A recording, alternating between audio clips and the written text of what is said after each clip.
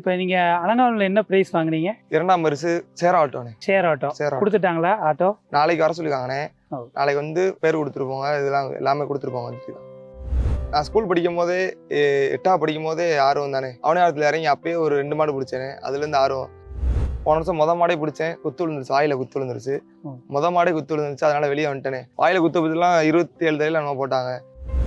இப்போ உங்களுக்குன்னு இப்போ வாழ்வாதாரம்லாம் எந்த மாதிரி இருக்கு? எனக்கு வாழ்வாதாரம்லாம் இல்லைண்ணே. எனக்கு வீடு இல்லை, எதுவுமே இல்லைண்ணே. என் அப்பத்தாங்க வீட்டில் தான், ஓட்டு வீட்டில் தான் இருக்கேன். எனக்கு பெருசாக எதுவுமே கிடையாதுண்ணே. நான் ஒரு ஆள் தானே. என் ஒய்ஃபு நான் கல்யாணம் பண்ணி கல்யாணம் முடிச்சிருக்கேன்.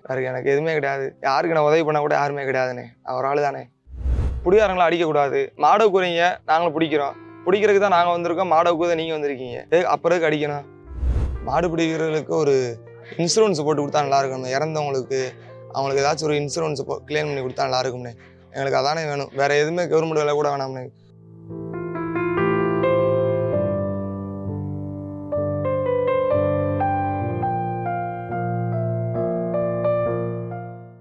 என் பேர் மதுரை மாவட்டம் பாசிங்காபுரம் ஸ்ரீதர்ண்ணே. ரொம்ப போராட்டமாக தான் இருந்துச்சு. ஃபஸ்ட்டு பேஜில் போனேன். நான் ஒரு ஆள் தான் போனேன். ஒரே ஆள் 5 மாடு பிடிச்சேன். கடைசி பேஜில் என் ஃப்ரெண்ட்ஸுங்களாம் வந்துட்டாங்க. ஒரு 2 பேர் வந்து நல்லா ஏற்றி விட்டாங்க. அதனால தானே பிடிச்சேன். நான் பிடிக்க முடியாதுன்னு நினச்சேன். ப்ரைஸ் வாங்கவே நினச்சி பார்க்கல. ரொம்ப கடுமையான போராட்டத்துக்கு அப்புறம் தானே இந்த ப்ரைஸை எடுத்தேன். அலங்காநல்லூர் ஜல்லிக்கட்டில் செகண்ட் ப்ரைஸ் வாங்குறது அவ்வளோ பெரிய சாதாரண விஷயம் இல்லை. அதில் என்னென்ன சிரமங்கள் இருந்துச்சு? எப்படி நீங்கள் அதெல்லாம் எதிர்கொண்டீங்க? பூராவருமே சிறந்த வீரர்கள் தானே. நான் கடைசி பேஜில் போகிறப்போ எல்லாருமே சிறந்த வீரர்கள் தான். அப்படின்னும் போது ரொம்ப போராட்டமாக இருந்துச்சுண்ணே. ரொம்ப கஷ்டப்பட்டு ரொம்ப இதுபட்டு தானே பிடிச்சேன். அதனால் என்னால் பிடிக்க முடிஞ்சிச்சு. இப்போ நீங்கள் அலங்காநல்லூர் ஜல்லிக்கட்டு களத்துக்குள்ளே உள்ளே இறங்கும் போது உங்களுடைய மனநிலை எப்படி இருந்தது? ரொம்ப இதாக தானே இருந்துச்சு. எப்பறம் அந்த பரிசு வாங்க போகிறோமா, நம்ம வாங்கிடுவோமா. அதுக்கப்புறமே நான் கடைசி பிடிச்ச பின்னாடியுமே நம்மளுக்கு இந்த ப்ரைஸ் வருமா வராதா, எத்தனை பேர் சொல்லுவாங்கன்னு தெரியாதே, வராமல் போயிருமா அப்படின்னு தானே இருந்தேன். ஏதோ வந்துருச்சுண்ணே. இந்த ஜல்லிக்கட்டு ஆர்வம் எப்போ உங்களுக்கு வந்தது? நான் 2019 பிடிச்சிக்கிருக்கேனே. நான் ஸ்கூல் படிக்கும் போதே 8ஆவது படிக்கும் போதே ஆர்வம் தானே. அவனியாரத்தில் இறங்கி அப்பயே ஒரு 2 மாடு பிடிச்சேனே. அதுலேருந்து ஆர்வம். வீட்லேயும் விட்டுருவாங்க. போயிட்டு வாடா, ஜல்லிட்டு போயிட்டு வாடா அப்படின்னு சொல்லிடுவாங்க. நான் கேட்டேன்னா விட மாட்டேன்னு சொல்ல மாட்டாங்க. நல்லபடியாக போயிட்டு வாடா, எந்த காயம் படாமல் பிடிச்சிட்டு வாடான்னு தானே சொல்லுவாங்க. உங்கள் ஃபேமிலியை பற்றி சொல்லுங்கள். எனக்கு என் அப்பா இல்லைண்ணே, அம்மா மட்டும்தான். பாப்பா அக்கா பாப்பா 2 பேருண்ணே. பாப்பா இறந்துட்டாப்புல. அது நினைவாக தானே விளாண்டுக்கிருக்கேன். வடத்தில் விளாடுவேன். அது நினைவாக தான் விளாண்டுக்கிருக்கோம். அது பேர் வெளியே தெரியும்காண்டி தான் நான் மாடு பிடிச்சிக்கிருக்கேன். இன்னமும் மேலும் மேலும் நான் பேர் வெளியே தெரியுதுக்காண்டி நான் இன்னும் விளாடுவேனே. பாப்பா பேர் அனுசியானே. அனுசியா நினைவாக பாசிங்காபுரம் அப்படின்னு தான் விளாடுவோம். ஆனால் உங்களை அங்கே வந்து பொதும்பு ஸ்ரீதர் அப்படின்னு தான் சொன்னாங்களே. அவங்க வந்து ஆதார் அட்டையில் வந்து பொதும்பு போஸ்ட்டுன்னு போட்டிருக்கும்னே. அதனால் அது பொதும்புன்னு சொல்லிட்டாங்க.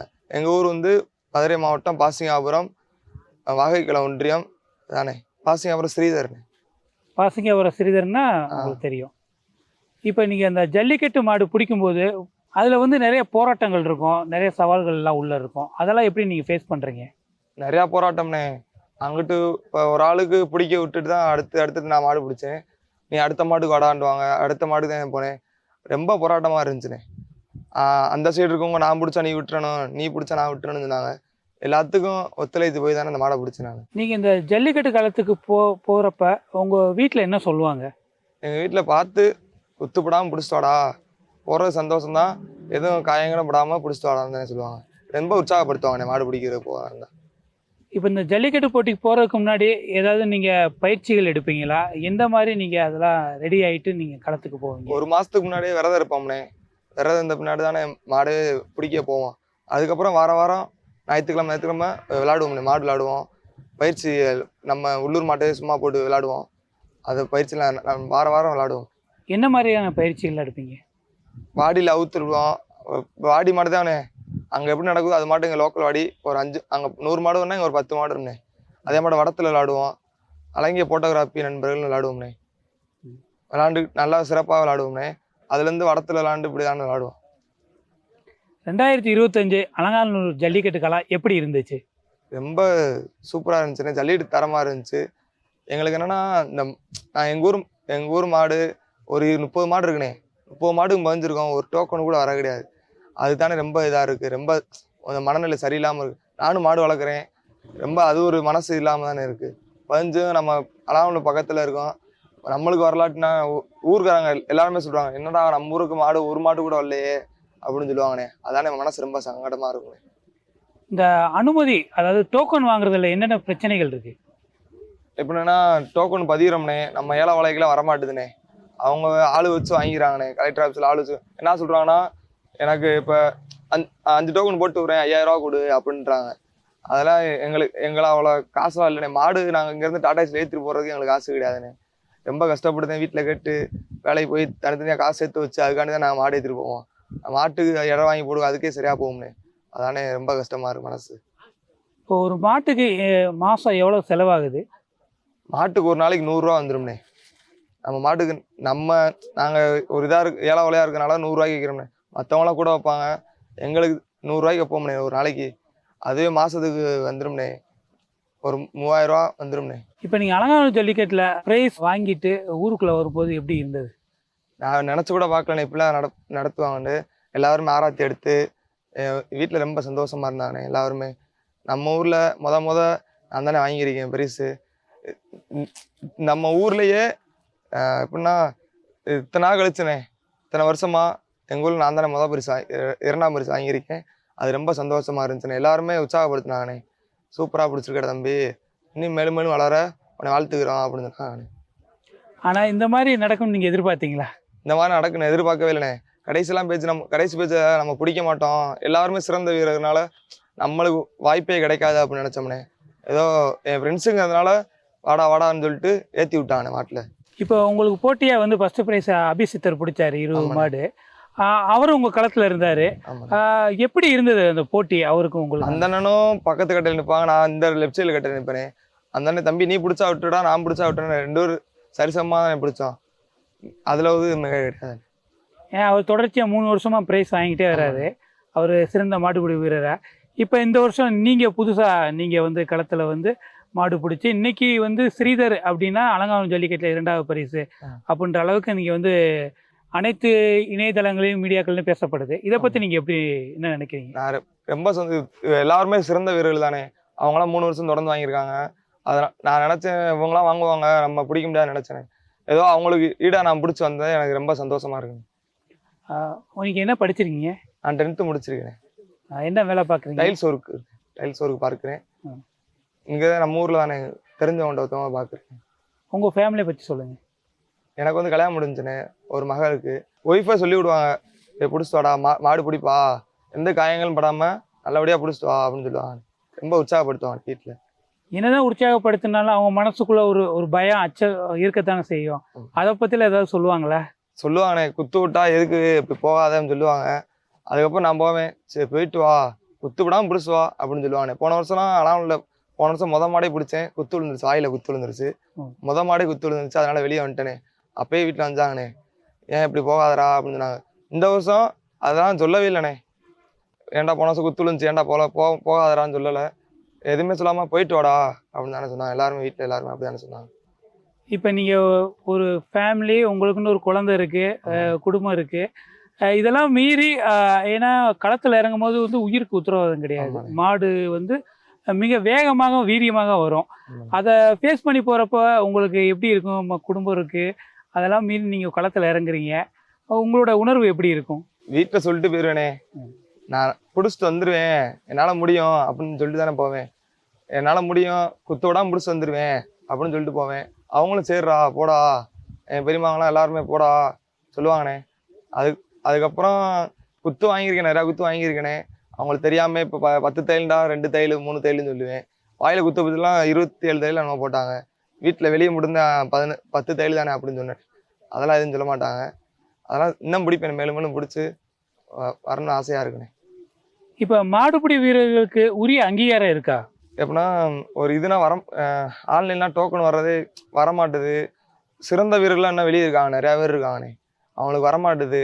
அதானே ஒரு ஆன்லைனில் போடாமல் கை டோக்கன் மட்டும் போட்டால் நல்லா இருக்கும்ண்ணே. மாட்டுக்கும் பிடிக்காரங்களுக்கும் கை டோக்கன் போட்டால் நல்லா இருக்கும்ண்ணே. அதானே ஒரு இதாக வைக்கிறோம். இப்போ நீங்கள் வந்து களத்தில் மாடு பிடிச்சிருப்பீங்க, இதே வந்து நீங்கள் வீடியோவில் வந்து உங்களை பார்க்கும்போது எப்படி இருக்கும் உங்களுக்கு?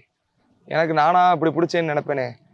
இப்போ அங்கே பிடிச்சிட்டு நான் வீட்டில் வந்து இந்த மாடை நான் பிடிச்சேன் எனக்கே தெரியாதுண்ணே. இப்போ நேரத்துலாம் தெரிஞ்சவங்க மாடை நிறையா மாடை பிடிச்சி விட்டேன். அது ரொம்ப மனசு சங்கடமாக இருந்துச்சு. அந்த மைக்கு சத்தத்தில் நம்மளுக்கு கேட்காதுண்ணே. அதானே ரொம்ப சங்கடமாக இருக்கும். ஆனால் ஊரில் வந்து பார்ப்பேன், என்னடா நானும் அந்த மாடை பிடிச்சேன் அப்படின்ட்டு மாட்டை இருக்கும்.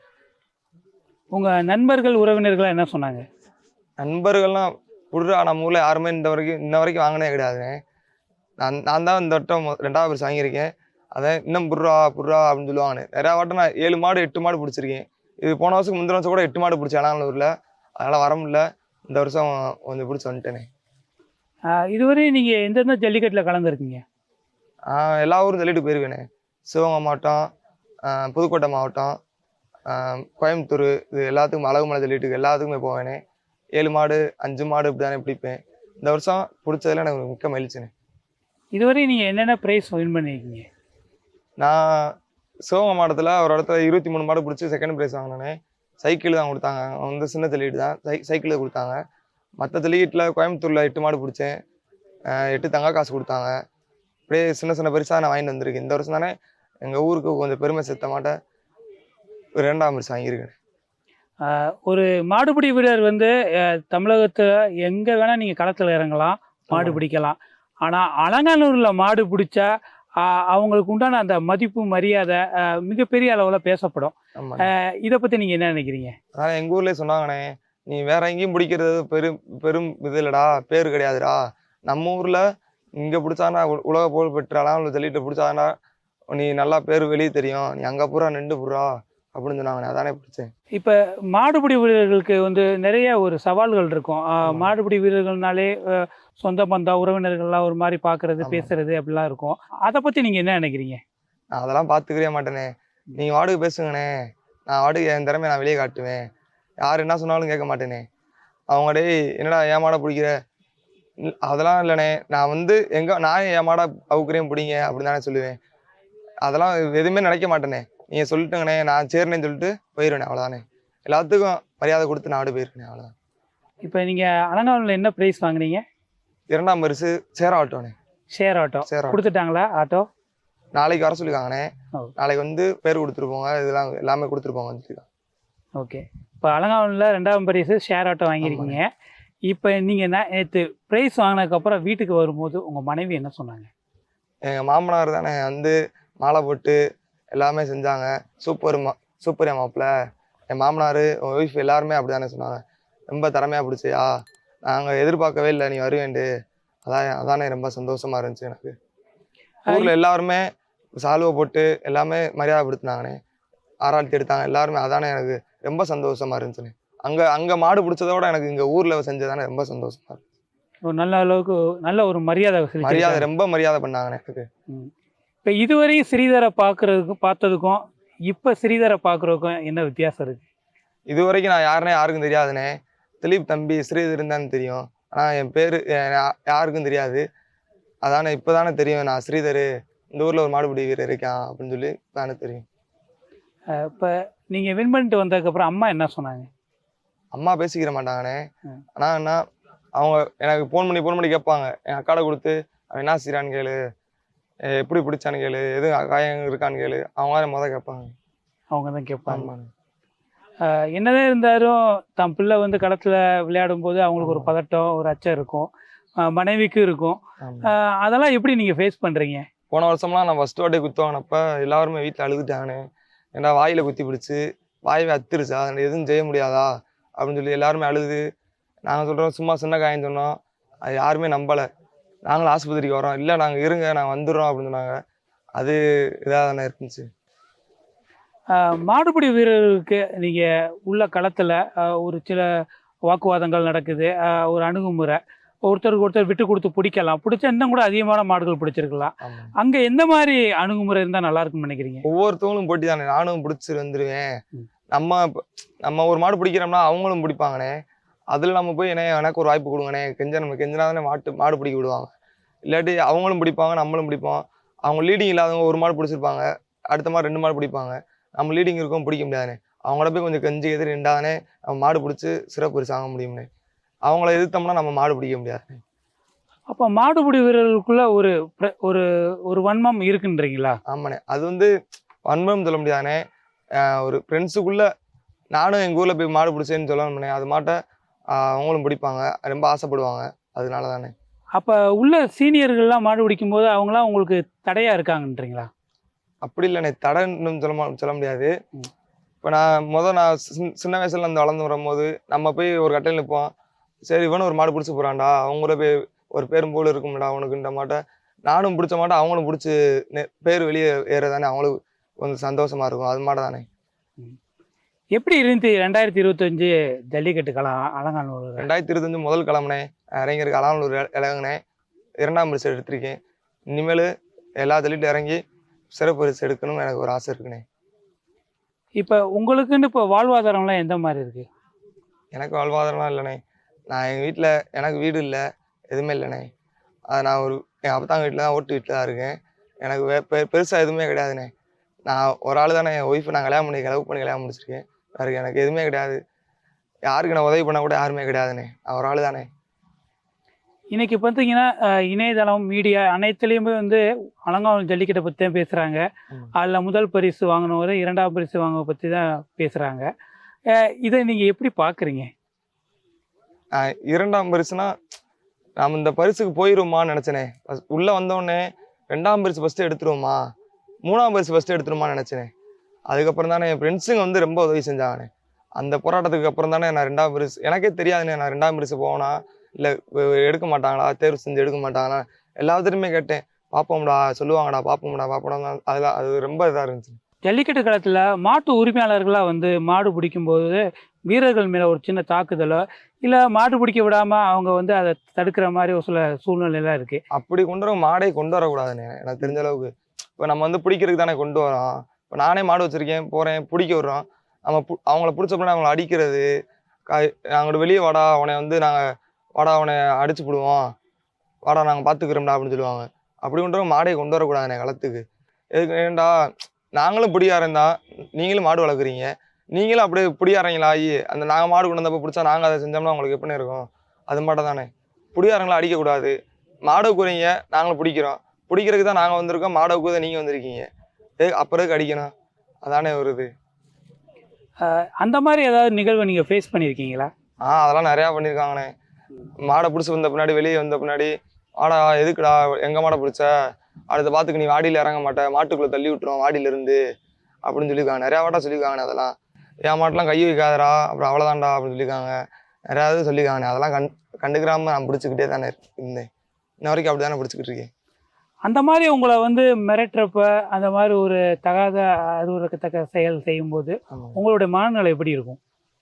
நான் அப்படியே மனசில் எங்கள் அண்ணனை சொல்லிவிட்டு, என் அண்ணன் அவங்கள்ட்ட ஃபோன் போட்டு, என்னென்ன இப்படி தெரிஞ்சவங்க மாடாக இருந்தால் சொல்லிடுவாங்கண்ணே. சேரா தம்பி இவரு அது தெரியாமல் நான் பிடிச்சா அப்படின்னு சொல்லிடுவாங்க. இந்த மற்ற ஒருத்தவங்க பெரிய ஆளு வந்து ஃபோன் பண்ணி வைகிறது இப்படி செய்வாங்கண்ணே.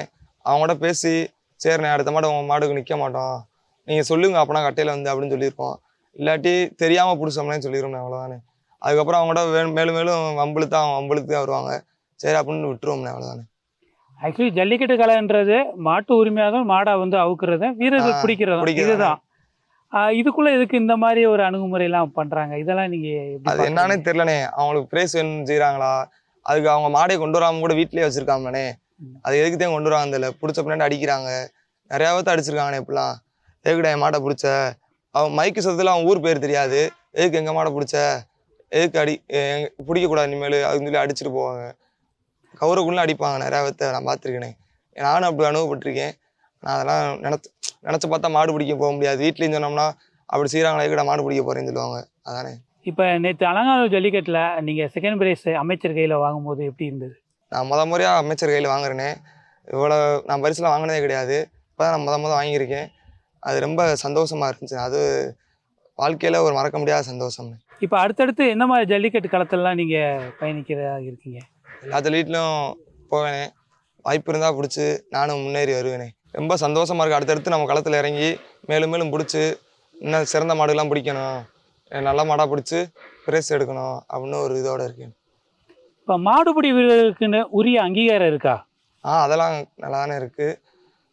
இங்கே எப்படின்னா பிடிக்கிறோம்னே, ஆனால் உள்ள இந்த டாக்டர் செக்கப்லாம் பண்ணும்போது ரொம்ப இதாக பேசுவாங்க. அதனால் கொஞ்சம் மனசு சங்கடமாக இருக்கும். வெளியே போடா, ஒரு பாத்ரூம் கூட போக மாட்டாங்க. அது போயிட்டு வந்துடும்னே அப்படின்னு சொன்னால் கூட விட மாட்டாங்க. அது ஒரு இதாக இருக்கும்ண்ணே. மற்ற பின்னாடி எல்லாமே கரெக்டாக இருக்கும்ண்ணே. ஆனால் வந்து பாலமேடு அவனே அவரை மூணு இதுவுமே சிறப்பாக நடந்துச்சுனே. சிறப்பாக பண்ணாங்க, எல்லாமே தரமாக தான் இருந்துச்சு. இப்போ நீங்கள் மாடுபிடி வீரரா அரசாங்கத்துக்கு ஏதாவது கோரிக்கை வைக்கணும்னா என்ன வைப்பீங்க? மாடுபிடி வீரர்களுக்கு ஒரு இன்சூரன்ஸ் போட்டு கொடுத்தா நல்லா இருக்கும். இறந்தவங்களுக்கு அவங்களுக்கு ஏதாச்சும் ஒரு இன்சூரன்ஸ் கிளைம் பண்ணி கொடுத்தா நல்லா இருக்கும்னே. எங்களுக்கு அதானே வேணும், வேற எதுவுமே கவர்மெண்ட் வேலை கூட வேணாம்னே. அதாவது மாடுபிடி வீரர்கள் களத்துக்கு வந்தாலே அவங்களுக்கு ஒரு இன்சூரன்ஸ் இருக்கணும், ஒரு உத்தரவாதம் இருக்கணும். உயிருக்கு உத்தரவாதம் இருந்த மாட்டம் போதும்ண்ணே எங்களுக்கு. அது இருந்தாலும் கொஞ்சம் மனசா பிடிப்போம்ண்ணே. வீட்லேயும் ஒரு இது மாட்டம் இருக்கும். நாங்கள் மாடு பிடிச்சி திடீர்னு எங்கள் உசுறு போச்சுனாலும் எங்களுக்கு ஒரு இதாக, வீட்டுக்கும் ஒரு இதாக இருக்கும்ண்ணே. அதுதான். இந்த அவனியாபுரத்தில் ஒரு மாடுபிடி வீரர் வந்து நவீன் வந்து உயிரிழந்தார் வந்தார். அதை பற்றி நீங்கள் என்ன நினைக்கிறீங்க? அதான் மனசு ரொம்ப சங்கடம் தானே. இதாக வருத்தமாக தான் இருந்துச்சு. தெரிஞ்சானே தானே, நம்ம கூட விழாங்குடிக்காரங்க பரத்தனை இவங்க தான் மாடு பிடிக்க வருவாங்க, அவங்களோட வருவாங்க. அந்த அண்ணனை பார்த்தோன்னே மனசு ரொம்ப சங்கடமாக தான் இருந்துச்சு. அப்படியே ரொம்ப சங்கடம்னே. ஒரு நினைவாக தான் நாங்கள் இதில் மாடு ஊற்றோம், பாலமேட்டில் கூட மாடு ஊற்றோம். இந்த வருஷம் தான் ஊற்றோம். ரொம்ப சங்கடமாக தானே இருந்துச்சு. அது ஒரு அச்சத்தை கொடுக்கலைங்களா?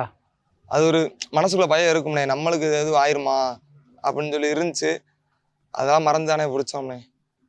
ஜல்லிக்கட்டுக்கு போனால் உசுறு இதுக்கு தானே, உசுறுலாம் மறந்துடணும் மாட்டம் இருக்கும்ண்ணே. அவ்வளோதான். ஏன்னா உயிரை பணையை வச்சு நீங்கள் ஜல்லிக்கட்டு மாடை கொடுக்குறீங்க அந்த களத்தில். அப்போ அதுக்கான ஒரு அங்கீகாரம் கிடைச்சா உங்களுக்கு நல்லா இருக்கும் அப்படின்றதுக்காக நீங்கள் கேட்குறீங்க. ஆமாண்ணே. Okay okay. இப்போ மாடுபிடி வீரர்களுக்கு நீங்கள் என்ன சொல்ல வர்றீங்க?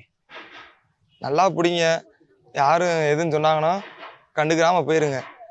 மாட்டுக்காரங்க ஏன் மாட்டாய்க்கு பிடிச்சிங்க அப்படின்னு சொன்னாலும் கண்டுக்கிறாமல் போயிருங்க. அவங்க வீம்புக்கு வந்தாங்கன்னா அடுத்தடுத்து அவங்க வரதான் செய்வாங்க. அதெல்லாம் கண்டுக்கிற கூடாதுண்ணே. அதானே ஒரு இது. இதுவரையும் உங்களை வந்து உறவினர்கள் பார்த்த பார்வையும் உங்ககிட்ட பேசினவங்க இன்னைக்கு இந்த வின் பண்ணதுக்கு அப்புறம் அவங்களாம் பேசினாங்களா? என்ன மாதிரிலாம் பேசினாங்க? இன்ன வரைக்கும் எங்கள் ஊரில் அவ்வளோவா பேச மாட்டாங்கண்ணே. நேற்று மாடு பிடிச்சிருந்ததுலேருந்து எல்லாருமே சூப்பராக தம்பி, எங்கள் ஊரில் அவ்வளோ கூட்டமாக இருந்தாங்கண்ணே. வேட்டுலாம் போட்டு தரமாக மாலையெல்லாம் போட்டு எல்லாமே சிறப்பாக நடந்துச்சுண்ணே. அதானே சந்தோஷமாக இருக்குண்ணே. அது ஒரு சந்தோஷம்ண்ணே. அது வாழ்க்கையிலே மறக்க முடியாத அது ஒரு தருணமாக இருந்துச்சுண்ணே. என் பேர் திலீப்ண்ணே, வாசிங்க அவர்ண்ணே. ஸ்ரீதரி என் தம்பி. நேற்று அலங்காநல்லூரில் 2வது பிரைஸ் வாங்கினானே. இது ஒரு இதோட 4வது வருஷம்ண்ணே. 3 வருஷம் ட்ரை பண்ணி வாங்க முடியலண்ணே. போன வருஷம் வாயில் குத்து விழுந்துச்சு, நீங்கள் பார்த்துருப்பீங்க எல்லோரும். போன வருஷம் நேம் வாங்கணும்னு முடிவு எடுத்தது, மாடு பிடிச்சி பேராகலை, குத்து போட்டு பேராயிட்டானே போன வருஷம். இது 3வது வருஷம் ட்ரை பண்ணி 4வது வருஷம் இப்போ வாங்கியிருக்கானே. இதுக்கு முன்னாடி நாங்கள் 3 வருஷம் ட்ரை பண்ணோம்னா எங்களால் வாங்க முடியல. இப்போ தம்பி வாங்கியிருக்கேன், அது எங்களுக்கு பெருமையாக இருக்குண்ணே. இப்போ போன வருஷம் மாடு குத்துச்சு, அந்த குத்துனதுக்கப்புறம் அவர் எப்படி அதுலேருந்து மீண்டு வெளியே வந்தார்? அண்ணே அதுக்கப்புறம் தானே வெறியாண்ணே, பிடிக்கணும் பிடிக்கணும் பிடிக்கணும் அப்படின்னு. பிடிக்கணும், ஸ்டேஜ் ஏறணும், ஊரை வெளியே கொண்டு வரணும் அப்படின்னு சொல்லிகிட்டே இருந்தானே. சரி புறா அப்படின்னு சொல்லி பிடிக்க வச்சோம்னே. பிடிச்சானே, நல்லா நின்று பிடிச்சான்.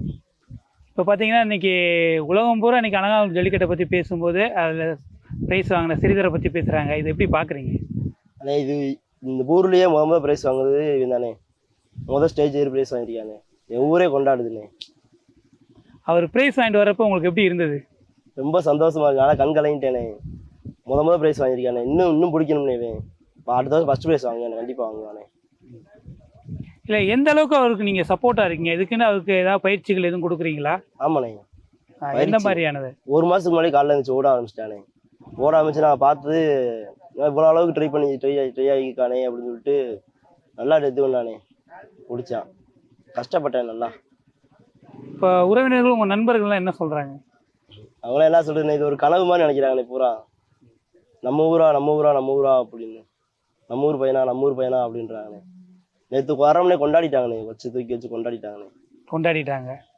இதுவரையும் ஸ்ரீதரை பார்த்ததுக்கும் இப்போ பார்க்குறதுக்கும் என்ன வித்தியாசம்? ஆனால் இது வரைக்கும் அவன் இறங்கின வாட்டில் ஃபுல்லாமே 8 மாடு 9 மாடு பிடிப்பானே. சிவகங்கையில் ஒரு எப்படி சொல்றதுன்னா பேர்பட்ட ஜல்லிக்கட்டில் கொஞ்சம் ஞாபகம் ஜல்லியில் 2வது ப்ரைஸ் வாங்கினானே. அதுவும் எனக்கு பெருசாக தெரில எங்களுக்கு. இங்கே இப்போ அலங்காநல்லூரில் வாங்கின வாட்டியும் அது எங்களுக்கு தெரிஞ்சிச்சுண்ணே. இவன் வெளியே வரணும்னு நினச்சா வெளியே வந்துட்டானே.